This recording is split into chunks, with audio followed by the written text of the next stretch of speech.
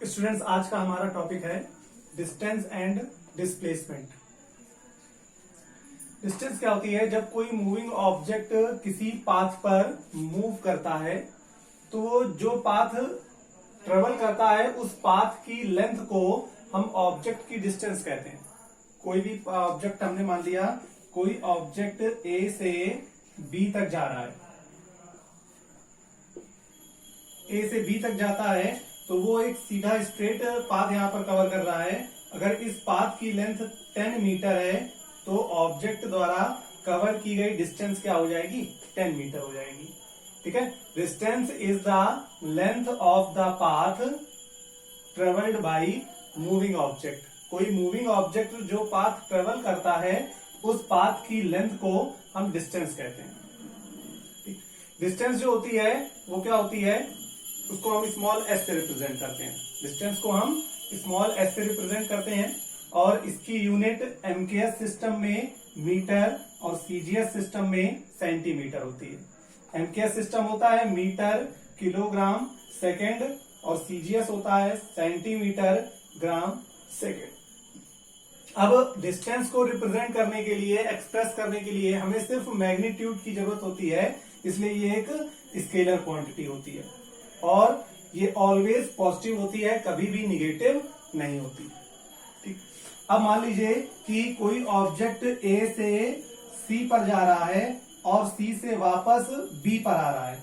ए से सी पर जाने में उसने 7 मीटर डिस्टेंस ट्रेवल की और सी से बी पर आने में 5 मीटर। तो यहां पर इसने पाथ कौन सा कवर किया है? ए टू सी, फिर सी टू बी। तो अब डिस्टेंस कितनी हो जाएगी? 7 + 5 यानी 12 सेंटीमीटर। तो ऑब्जेक्ट जो भी पाथ ट्रेवल करता है उस पाथ की लेंथ को हम ऑब्जेक्ट की डिस्टेंस कहते हैं। सिमिलर इसी और डिस्प्लेसमेंट क्या होता है कि ऑब्जेक्ट की इनिशियल, किसी भी मूविंग ऑब्जेक्ट की इनिशियल और फाइनल पोजीशन के बीच की जो मिनिमम डिस्टेंस होती है, किसी मूविंग ऑब्जेक्ट की इनिशियल और फाइनल पोजीशन के बीच की मिनिमम डिस्टेंस को हम डिस्प्लेसमेंट कहते हैं। ये भी क्या होती है? डिस्टेंस होती है, बट ये ऑब्जेक्ट की इनिशियल और फाइनल पोजीशन के बीच की मिनिमम डिस्टेंस होती है। जैसे यहां पर अभी हमने आपको बताया था कि ऑब्जेक्ट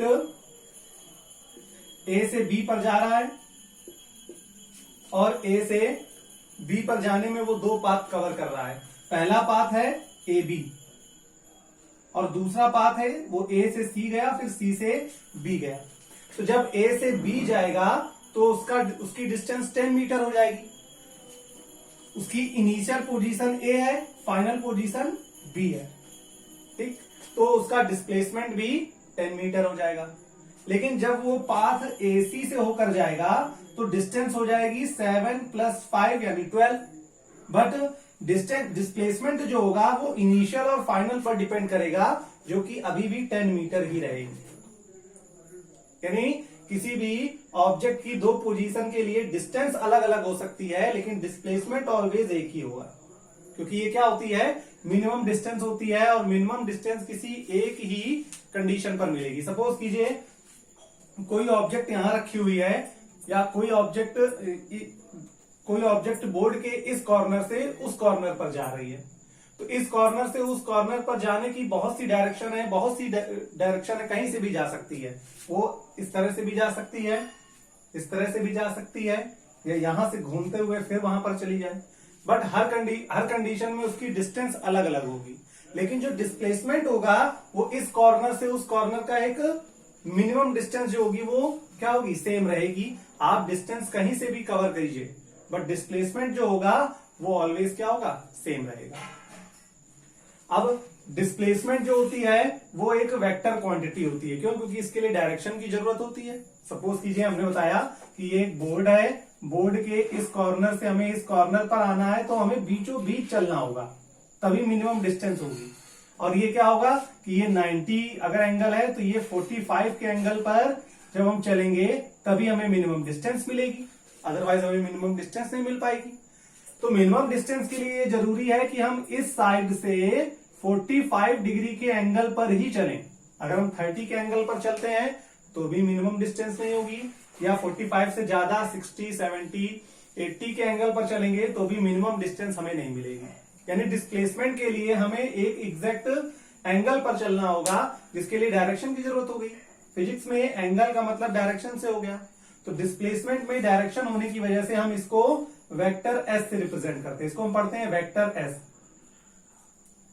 वेक्टर क्वांटिटी को हम स्केलर क्वांटिटी को डायरेक्ट इंग्लिश के अल्फाबेट से रिप्रेजेंट कर देते हैं, बट वेक्टर क्वांटिटी को अल्फाबेट के ऊपर एक एरो बनाकर रिप्रेजेंट करते हैं, और ये एरो रिप्रेजेंट करता है कि इसमें डायरेक्शन है। फिर वेक्टर, ये एक वेक्टर क्वांटिटी होती है क्योंकि इसमें डायरेक्शन होती है। अब चूंकि ये भी क्या होती है, डिस्टेंस होती है, इसलिए इसकी यूनिट भी वही रहेगी। जो यूनिट डिस्टेंस की है वही यूनिट डिस्प्लेसमेंट की होगी। तो एमकेएस में इसकी यूनिट मीटर हो जाएगी और सीजीएस में सेंटीमीटर हो जाएगी। बट जैसे यहां पर डिस्प्लेसमेंट जो होता है वो ऑलवेज पॉजिटिव होता है, बट डिस्प्लेसमेंट जो होता है वो पॉजिटिव, निगेटिव या जीरो कुछ भी हो सकता है। जैसे सपोज कीजिए फर्स्ट कंडीशन, इसमें क्या हुआ कि हम सिर्फ आगे की ओर जा रहे हैं, हम ए से बी की ओर गए। तो जब ए से बी की ओर जाएंगे तो डिस्टेंस क्या होगी, 10 मीटर। ये इनिशियल पोजीशन, ये फाइनल पोजीशन, तो डिस्प्लेसमेंट भी 10 हो जाएगा, दोनों पॉजिटिव है। फिर हमने मान लिया कि ऑब्जेक्ट ए से बी पर गया और बी से ए पर वापस आ गया। इस कंडीशन में क्या होगा, डिस्टेंस जो होगी वो क्या होगी, 10 और प्लस 10 20, और 10 मीटर वो गया और 10 मीटर वापस आ गया, तो टोटल डिस्टेंस हो जाएगी 20। लेकिन डिस्प्लेसमेंट क्या होगा, ए से चलकर बी पर गया और बी से चलकर वापस ए पर आ गया, तो डिस्प्लेसमेंट 0 हो जाएगा, क्योंकि वो जहां से चल रहा था वहीं पर वापस आ गया। तो डिस्प्लेसमेंट यहां पॉजिटिव हो गया, यहां 0 हो गया। तीसरी कंडीशन हमने मान लिया, कोई ऑब्जेक्ट ए से बी पर गया, कोई ऑब्जेक्ट ए से बी पर गई 10 मीटर और बी से ए की ओर 11 मीटर आ गई, तो 11 मीटर आएगी तो 1 मीटर यहां डिस्प्लेस हो जाएगी। तो ए से बी की ओर 10 मीटर चला और बी से 11 मीटर ए की ओर आ रहा है, तो वो ए से 1 मीटर आगे सी पर पहुंच जाएगा। अब यहां पर क्या होगा कि डिस्टेंस जो होगी वो 11 प्लस 10 यानी 21 मीटर होगी। डिस्प्लेसमेंट की बात करें तो डिस्प्लेसमेंट क्या होगा, ये ऑब्जेक्ट की इनिशियल पोजीशन थी, ए से चल रहा था, ए से बी पर गया और बी से सी पर आ गया, और ये इसकी फाइनल पोजीशन। तो इनिशियल और फाइनल के बीच की डिस्टेंस कितनी है, 1 मीटर, तो डिस्प्लेसमेंट इसका 1 मीटर हो जाएगा। और ये लेफ्ट साइड पीछे की ओर आ गया, इसलिए हमें पीछे दिखाने के लिए, लेफ्ट दिखाने के लिए माइनस लगाना पड़ेगा।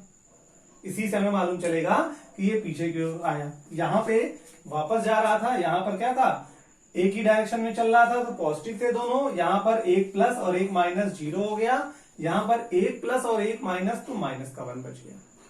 तो यहां पर हमने देखा कि हर कंडीशन में डिस्टेंस जो है वो पॉजिटिव आ रही है, लेकिन डिस्प्लेसमेंट यहां पॉजिटिव है, यहां 0 है और यहां निगेटिव है। तो डिस्प्लेसमेंट पॉजिटिव, निगेटिव और 0 कुछ भी हो सकता है। ठीक है, क्लियर है आपको ये? आई होप आप लोगों को डिस्टेंस और डिस्प्लेसमेंट अच्छे से समझ में आ गया होगा।